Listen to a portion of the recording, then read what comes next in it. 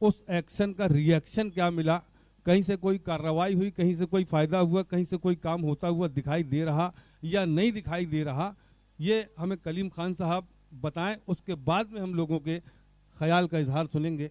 कलीम खान साहब माइक पर आए।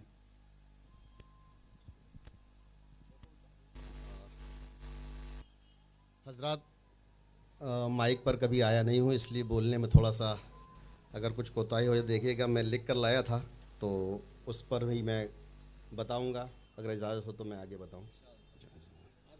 हाँ, तो ऐसा था कि मेरे बुज़ुर्गों उलमाए कराम सज्जादा नशीन खानकाह और जबलपुर के रूहानी दुनिया के ज़िम्मेदार, अस्सलाम वालेकुम। आज हम जिस मसले पर यहाँ जमा हुए हैं वो कोई मामूली मसला नहीं, बल्कि हमारी औलिया कराम की अज़मत, हमारी खानकाही विरासत और हमारे ईमान अक़ीदे की पाक पहचान पर किया गया हमला है। आज वक्त की पुकार यह है कि औलिया के बरिशीन एक हों। आज वक्त की पुकार यह है कि जबलपुर की तमाम खानकाहें एक सब में खड़ी हों। और आज वक्त की पुकार ये भी है कि हमारी रूहानी विरासत को कोई भी फसादी ताकत चोट ना पहुँचा सके। बुज़ुर्गों, हम सब जानते हैं कि पिछले दिनों अनवर अकरम गैंग ने हमारे अजीम सूफ़ी बुज़ुर्ग हाजी मोहम्मद हसन साधु बाबा रहमतुल्लाह अलैह, जिनका 1999 में 95 साल की उम्र में विसाल हो चुका है, उनकी पाक साफ रूहानी ज़िंदगी पर ऐसी घुनने, बेहुदा और मनगढ़ंत इल्ज़ाम लगाए जिन्हें सुनकर दिल दहल जाता है। ये इल्ज़ाम सिर्फ़ एक शख्सियत पर नहीं, हमारे औलिया की शान पर हमला है। ये चोट एक खानका पर नहीं, पूरे सिलसिले, पूरे तसब्बुक, पूरे समाज पर किया गया वार है। 19 नवंबर को सोशल मीडिया पर एक फ़र्जी अखबार चलाकर औलिया की तौहीन की गई, ईमान के ख़िलाफ़ बातें लिखी गईं, लोगों के दिलों में नफ़रत भरने की कोशिश की गई। और जब 250 से ज़्यादा लोग थाने पहुँचे तब भी FIR दर्ज नहीं की गई। ये चुप्पी, ये ढील फसादी तत्वों को और हिम्मत दे रही है। आज हम सब यहाँ इसलिए बैठे हैं कि जबलपुर की रूहानी दुनिया एक आवाज़ में ये कह सके कि औलिया कराम की शान में गुस्ताखी किसी भी सूरत में बर्दाश्त नहीं की जाएगी। हम कोई फसाद नहीं चाहते, हम अमन चाहते हैं, मगर अमन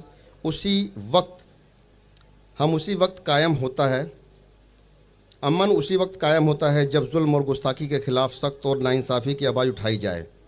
आज की ये नशिस्त हमारी एकजुटता का ऐलान भी है और आने वाले फ़ैसलों की बुनियाद भी।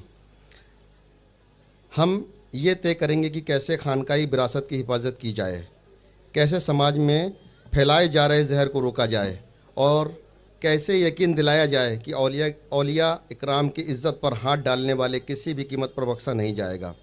अल्लाह ताला हमारी इस मजलिस व खैर का ज़रिया बनाए और औलिया इकराम की नज़र इनायत हम सब रहे। ये तो हमारी तरफ से एक जो मैं लिख करके लाया था, लेकिन जो नादिर भाई ने बताया कि अभी तक जो बातें हुई हैं, मतलब जो वाक़या पेश आया तो हमने कहाँ कहाँ और क्या क्या किया, तो उस पर मैं रोशनी डालना चाहता हूँ। थोड़ा सा उसे गौर फरमाएं कि पहले दिन जब ये वाक़या आया तो रात में 1 बजे फेसबुक पर देखा गया, लेकिन चूँकि रात ज़्यादा हो चुकी थी इसलिए उस पर कुछ ख्याल अवाम तक नहीं पहुँच पाए। फिर हम लोगों ने फौरी तौर पर एक मीटिंग की जो दूसरे दिन हुई। उस मीटिंग में यह फ़ैसला लिया गया कि तुरंत ही हमको FIR की कार्रवाई करनी चाहिए। तो 20 तारीख को लगभग 300-400 लोगों के काफ़िले के साथ, जिसमें महिलाएं भी मौजूद थीं, और हम लोग थाने पहुँचे। थाने पहुँचने के बाद हमने लिखित में शिकायत दी और उनको पूरे प्रूफ बताए कि देखिए ये चीज़ ऐसी ऐसी हुई है। लेकिन वहाँ पर TI साहब मौजूद नहीं थे, तो SI ने कागज़ ले लिया और बोले कि इसको जांच में देना पड़ेगा। अब जांच में देना और उसके बाद उसके आगे की कार्रवाई करेंगे, तो वो कार्रवाई पिछले 5 दिन तक हम देखते रहे, जो कि नहीं हो पाई। तो फिर कल हम लोगों ने फ़ैसला किया कि इसके ऊपर SP साहब हैं, तो हमको SP साहब को जाकर के अपनी बात बतानी चाहिए। वहाँ गए, हम लोगों ने अपनी पूरी बातें रखी, बताया। उन्होंने तुरंत TI से बात भी की, लेकिन उसके बाद भी अभी तक जो डेट अभी हम खड़े हैं, अभी तक कोई कार्रवाई नहीं हो पाई। अब इस कार्रवाइयों का नहीं हो पाना हमें ये बताता है कि वो जो पत्रकार है या जिसने इस न्यूज़ को लिखा है, आज वो कहाँ तक सफल हो रहा है और हम कहाँ तक असफल हो रहे हैं। जबकि हमको जो लाइन मिली थी कानूनी रूप से, उस लाइन पे ही हमने चले, कहीं से हमने कोताही नहीं की। जो बन पड़ा हमने किया। मीडिया का सहारा लिया, क्योंकि हमारे साथ हमारे मीडिया के दोस्त अहबाब जो अच्छे मीडिया से ताल्लुक़ रखते हैं। आज की डेट में जो बात हमको समझ में आ रही है वो 2 है कि गंदा मीडिया और एक अच्छा मीडिया।